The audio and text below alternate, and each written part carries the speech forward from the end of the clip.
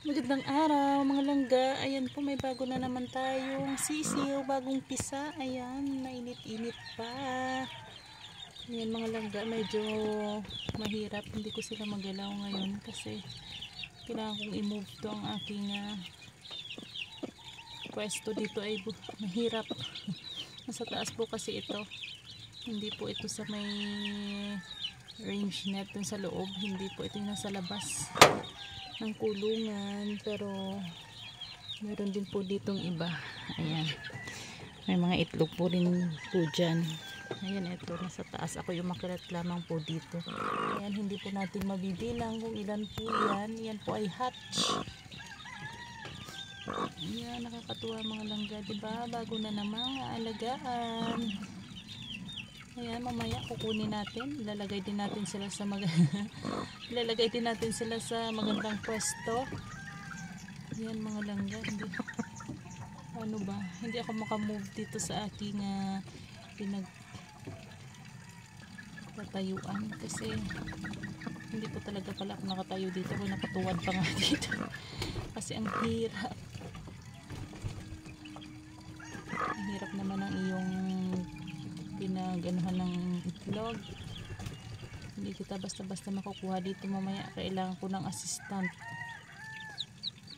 Kailangan dalawa kami dito, isa ang kukuha, isang aabot doon sa baba. Nasa taas po kasi ito mga langga. Ayan, madami po yan. Ayan o, hindi ko pa na-check kung may crack na itlog. Ayan mga langga.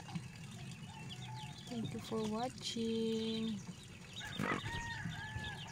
Alright. Ayan. Mahirap po talaga ang aking pwesto dito. Wala. Ayan, may mga crack. Pero hindi pa natin na move. After po nito mga langga ay kailangan natin silang linisin dyan. Tatanggalin natin yung mga crack na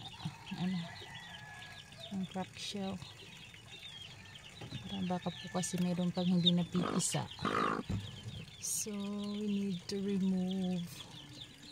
Ayun, diba mga langga, everyday tayong may napipisa. Meron pa dyan sa baba, inaabangan ko pa, baka po bukas, pero dapat hanggang bukas lang